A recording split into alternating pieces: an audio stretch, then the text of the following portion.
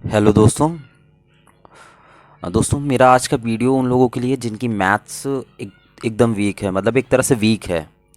Basically हो क्या रहा है, जैसे कि मैं अभी प्रिपरेशन स्टार्ट कर दिया हूँ। और 2014 के बाद मैंने कॉमर्स ले लिया था विदाउट मैथ्स। तो मेरी मैथ्स का मतलब उस हिसाब से 2014 और अभी 22 चल रहा है। तो अराउंड छः छः आठ वोट अराउंड 8 वोट साल हो रहा है। तो 8 सालों में क्या होता है कि चीज़ें हम लोग भूल जाते हैं, जो हम लोगों ने हाई स्कूल तक पढ़ा हुआ भी था तो हम भूल जाते हैं।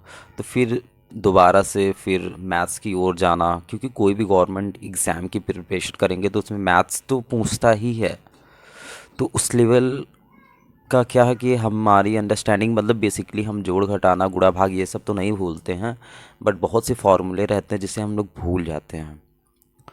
तो उसके लिए हम लोग क्या करते हैं कि हम लोग किसी टॉपर का देखे वीडियो, तो टॉपर ने बताया कि I started from R S Agarwal, और I started from Rakesh Yadav class notes.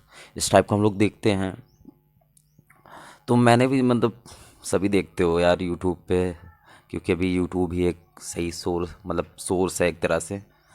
तो मैंने भी देखा और सेम चीज़ मैंने फॉलो करने की कोशिश की। मैंने राकेश यादव की क्लास नोट से पढ़ने की कोशिश की, नहीं हो पाया मेरे से।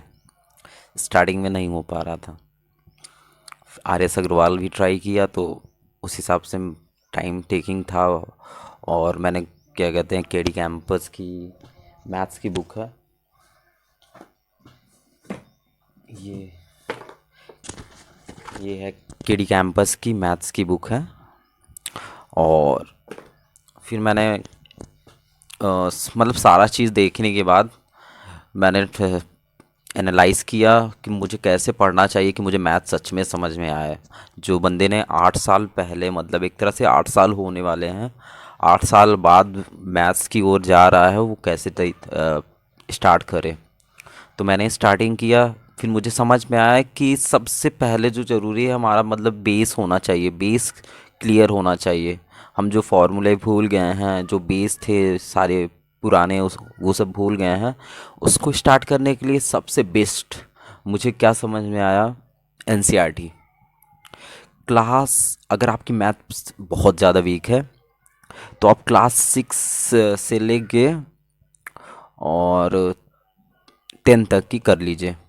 और अगर आपकी मैथ्स नॉर्मल है, मतलब मैथ्स नॉर्मल के मतलब काम भर का समझ जाते हो, तो 9th और 10th 2 साल की एनसीईआरटी। और बेसिकली आप 9th की एनसीईआरटी 1 महीने में आराम से ख़त्म कर सकते हो, और 10th की 1 महीने में। तो इससे क्या रहेगा ना कि आपका पूरा बेस क्लियर हो जाएगा। फिर उसके बाद आप अगर शॉर्ट फॉर्म देखोगे ना किसी चीज़ का, तो आप इजीली उसको कर सकते हो, अगर आप शॉर्ट ट्रिक देखते हो तो। मैंने 1 महीने के अराउंड मुझे लगा क्लास 9th का करने में। और अभी 10th का भी हो रहा है, अभी हुआ नहीं है 10th का। तो मुझे क्या है कि अब भी मैं क्या है कि आप जैसे कोई भी एग्ज़ाम की प्रिपरेशन कर रहे हो तो एक चीज़ जान लो कि मॉक टेस्ट देते रहो। आपको मैथ्स नहीं समझ में आएगा ना उसमें, ठीक है, मैथ्स नहीं समझ में आ रहा है, आपको पता तो चल रहा है कि कैसे सवाल आते हैं। आपको ये तो रियलाइज़ हो रहा है ना कि कैसे सवाल आ रहे हैं। आपको ये तो पता चल रहा है ना कि मतलब मॉक टेस्ट देने से मतलब आपको ये समझ में आ जाएगा कि कैसे सवाल आ रहे हैं एग्ज़ाम में। तो उससे क्या होगा ना कि जब आप एनसीईआरटी सॉल्व करोगे ना, तो उसी से रिलेटेड आपको क्वेश्चन उसमें दिखेंगे।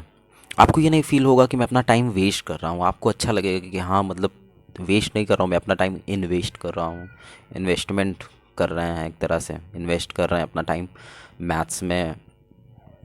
तो उसमें क्या रहेगा कि आपका बेस एकदम क्लियर हो जाएगा। एक बार बेस क्लियर हो जाता है ना, तो आपको शॉर्ट फॉर्म जो रहेगा ना वो भी समझ में आता है कि हाँ कहाँ से क्या चीज़ कैसे आई है। नहीं, बहुत बार होता क्या है कि हम लोग शॉर्ट ट्रिक देख के भूल जाते हैं, शॉर्ट ट्रिक देखें भूल गए, क्योंकि बेस क्लियर है ही नहीं। उसमें देखा था वो फॉर्म, वो ऐसे सॉल्व हुआ था तो मैंने उसको ऐसे सॉल्व कर दिया, लेकिन कौन सी चीज़ कहाँ से आई है ये नहीं। हाँ, माना कि मतलब कुछ लोग इंटेलिजेंट होते हैं भाई, कि मतलब देखें और समझ गए, लेकिन मुझे लगता है मैं उस तरह से इंटेलिजेंट नहीं हूँ। इसलिए मैंने एनसीईआरटी स्टार्ट किया। मुझे समझ में आ रहा है, मुझे लगा कि आप लोग के साथ शेयर करना चाहिए ये बात, क्योंकि बहुत से होंगे बच्चे जिनकी मैथ्स वीक होगी मेरे जैसे, तो इसलिए मैंने शेयर किया। और आप डेफिनेटली आप इसको करना। और मैं मॉक टेस्ट की बात कर रहा था ना, कि आप मॉक टेस्ट हर दिन दो। 1 घंटे का नॉर्मली रहता है कोई भी एग्ज़ाम का, आप आजकल जानती है कि 1 घंटे का नॉर्मली सारे लगभग लगभग वनडे एग्ज़ाम के होते ही हैं। एसएससी ले लो, और एसएससी वगैरह, और बैंकिंग का भी ले लो, तो वो भी सब 1 घंटे का ही नॉर्मली रहता है एग्ज़ाम, जो प्री एग्ज़ाम होता है, प्री एग्ज़ाम। तो बेसिकली उसमें क्या रहेगा कि आप, मैं मॉक टेस्ट की बात कर रहा था ना, मॉक टेस्ट, तो मॉक टेस्ट में क्या होगा, बेसिकली आपको मैथ्स नहीं समझ में आएगी ना, ठीक है, मैथ्स नहीं समझ में आ रहा है, क्वेश्चन समझ, मतलब क्वेश्चन तो पता चल रहा है ना कैसा क्वेश्चन आ रहा है, ये तो समझ में आ रहा है ना। और अगर आपको सेम क्वेश्चन अगर आपको मिलेगा एनसीईआरटी में या फिर कहीं भी लगाओगे, तो बड़ी खुशी भी मिलती है कि हाँ मतलब सही से कर रहे हैं। और दूसरा चीज़, मैथ्स के अलावा जीके, जीके तैयार हो रहा है ना आपका, अगर आप मॉक टेस्ट दे रहे हो तो। रीजनिंग, रीजनिंग देखो, रीजनिंग क्या होता है कि देखो, मॉक देना बड़ी बात नहीं है। मॉक देने से मतलब कुछ नहीं होता एक तरह से। मॉक देने से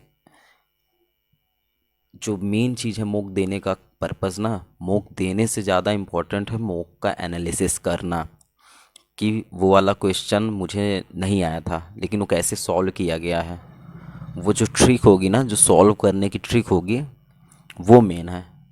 मॉक देने से ज़्यादा इम्पोर्टेंट है उसका एनालिसिस करना। अगर आप सिर्फ मॉक देख के अपना स्कोर देख के बैठ जा रहे हो कि हाँ अरे यार मेरा 40 आया 100 में से, बस बात ख़त्म, तो मॉक फ़ायदा नहीं करेगा। मॉक टेस्ट फ़ायदा नहीं करेगा, उसके बाद जब भी दोगे उसमें भी 40 ही आएगा, 41 नहीं होने वाला है। क्यों? क्योंकि एनालिसिस नहीं किया। एनालिसिस करना है, ठीक है, एनालिसिस करना है। एनालिसिस करने से भी काफ़ी चीज़ें समझ में आती हैं। आप 3 दिन 4 दिन सेम क्वेश्चन सॉल्यूशन देखोगे ना अगर आप, तो जाहिर सी बात है वो आपको समझ में आएगा।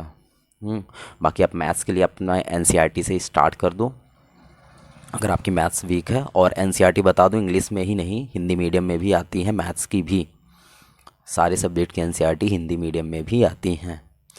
तो जैसे कि बेसिकली अगर आप हिंदी मीडियम से हो तो लगा सकते हो एनसीईआरटी 9th 10th।